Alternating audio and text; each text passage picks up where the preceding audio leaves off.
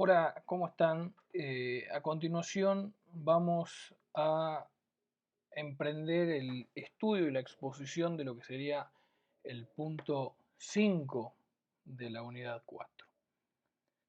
Como forma introductoria para el tema que nos ocupa, que van a ser los instrumentos particulares, en forma previa a abordar el concepto jurídico de instrumentos particulares y todos los temas relacionados que trata el Código Civil y Comercial en torno a esto y cuál va a ser la injerencia práctica que va a tener para ustedes en el ejercicio de una profesión en el área de las ciencias económicas, vamos a hacer una introducción corta para recordar en qué parte del estudio del derecho privado nos encontramos y por qué abordamos la cuestión de los instrumentos particulares. Claramente, si ustedes pueden, con la sola vista del programa de la materia, ven que estamos dentro de la unidad 4, por lo tanto estamos estudiando la teoría del acto jurídico después de haber visto los distintos hechos que generan efectos jurídicos. Léase los hechos jurídicos. Dentro de esa teoría del acto jurídico, vimos que hay 4 elementos esenciales que configuran este hecho jurídico voluntario, lícito, que genera efectos inmediatos en el área del derecho, léase la creación, modificación, transferencia o extinción de un determinado derecho patrimonial o extrapatrimonial. ¿Sí? Básicamente de un derecho subjetivo. Ese concepto, que es el acto jurídico, que ya a esta altura lo comprenden bien luego de entender la clasificación de los distintos hechos que producen consecuencias jurídicas, esto es, los hechos jurídicos, vieron que el acto jurídico tiene 4 elementos fundamentales que se tienen que dar para la validez de este instituto. Y por supuesto esta teoría en particular, como ya seguramente lo vieron en clases anteriores, es fundamental no solo para el estudio del derecho privado, sino que la teoría del acto jurídico del derecho civil normalmente se aplica a una gama amplia de ramas del derecho que no solo es el derecho privado, como puede ocurrir por ejemplo en el derecho administrativo o en el derecho laboral, en el derecho comercial, en el derecho concursal.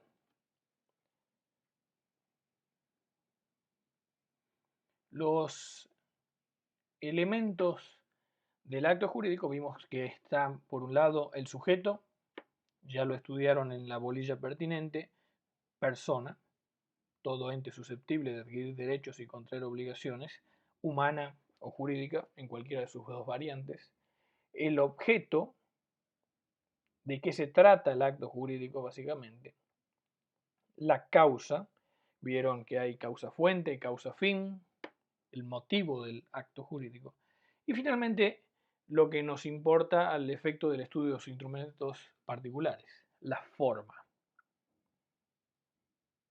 El objeto y la causa básicamente nos dice cuál es el contenido del acto jurídico.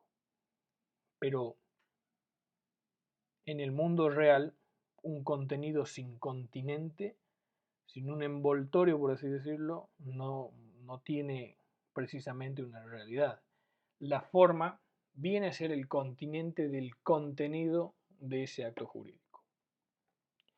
Y esa forma se puede dar de distintas maneras. El instrumento particular es una forma del acto jurídico.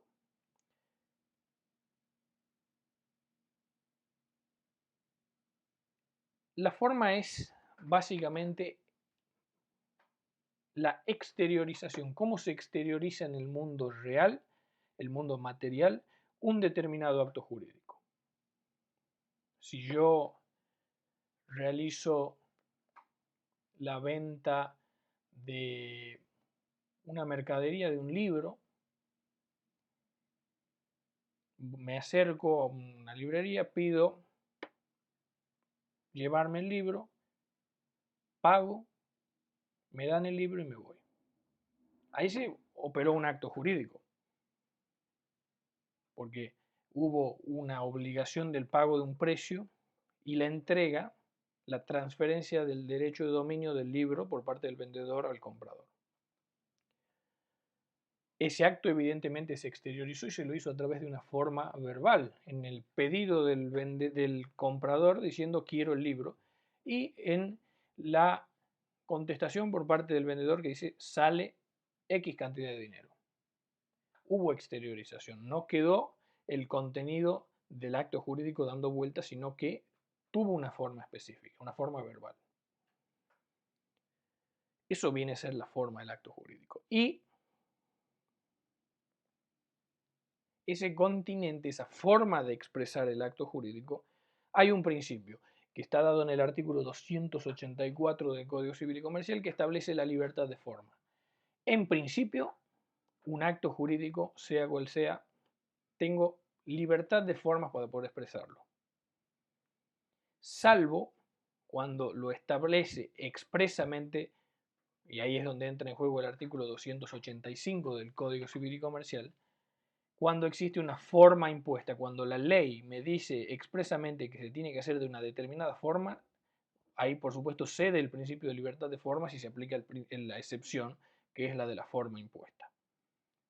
Por supuesto que estamos repasando el contenido de la bolilla que llegaron hasta acá para poder entender dónde se ubica el estudio de los instrumentos particulares. Las formas que actualmente tenemos en nuestro sistema de derecho privado, bueno, tenemos la forma manual, que no hay una expresión verbal ni escrita, que ocurre con, por ejemplo, los contratos manuales. Yo paso por un kiosco, hay un diario en una pila, levanto el diario y pongo el dinero sobre el mostrador del kiosquero y me voy. No hubo una expresión escrita, no hubo una manifestación verbal, sino que hubo un contrato manual tácito. Se interpreta que quiero la propiedad de ese diario y por lo tanto pago su precio. Esa es la forma de exteriorizarlo a través de una conducta.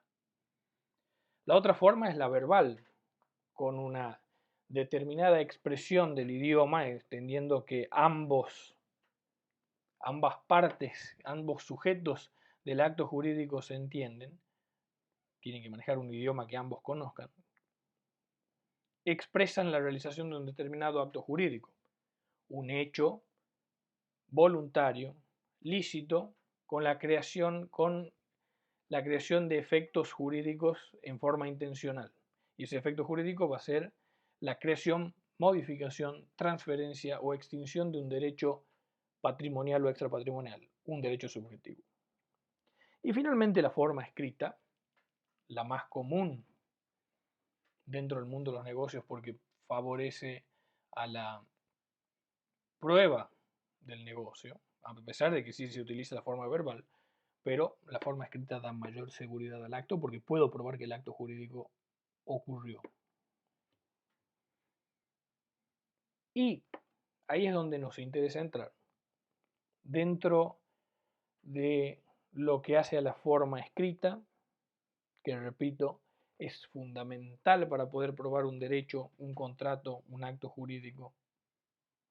Un pagaré se instrumenta por forma escrita, evidentemente, dado el requisito documental de las obligaciones cambiarias.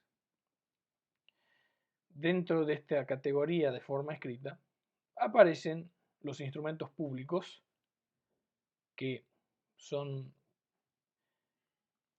documentos obviamente escritos que tienen una serie de formalidades que le dan este rigor técnico para dar mayor seguridad jurídica al acto.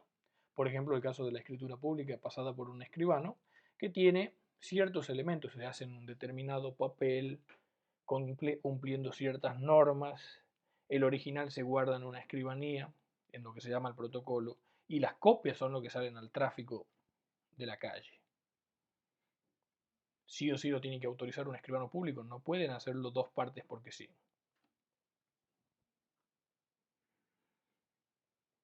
Y del otro lado de la vereda se encuentra el instrumento particular, distinto al instrumento público.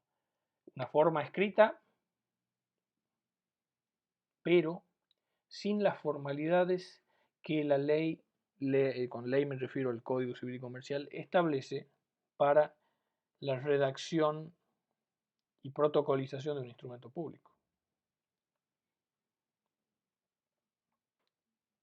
Más sencillo de redactar, más rápido, con menores formalidades, menor burocracia, a veces hasta sin necesidad de tener que inscribirlo en un registro, aparece el instrumento particular. Y ese instrumento particular va a ser el objeto de nuestro estudio para ver en qué caso es válido. No siempre se puede utilizar el instrumento particular para formalizar un acto jurídico. Por ejemplo, si tenemos que hacer una cesión de derechos hereditarios, hay que hacerlo por escritura pública.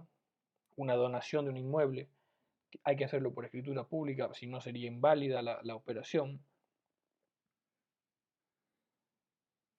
Si tenemos que hacer la transferencia mediante un contrato de compraventa de un inmueble, hay que hacerlo a través de escritura pública e inscribirlo en un registro, en el registro inmobiliario.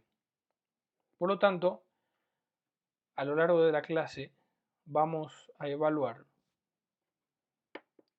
cuáles son los elementos que tiene el instrumento particular, la injerencia de la firma digital, qué validez tiene hoy, dado los procesos de modernización y despapelización que estamos viviendo actualmente, mucho más con el hecho de eliminar material que pueda ser objeto de contagio de enfermedades como infecciones respiratorias, dada la actual pandemia por el COVID-19 que estamos viviendo, nos obliga a replantear rápidamente la utilización de medios digitales eliminando el papel.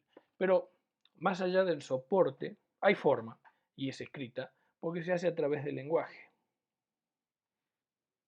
Es por eso que a lo largo de la clase también evaluaremos la digitalización de documentos y la validez que tiene la firma digital para garantizar la autoría de un determinado sujeto con respecto a un acto jurídico.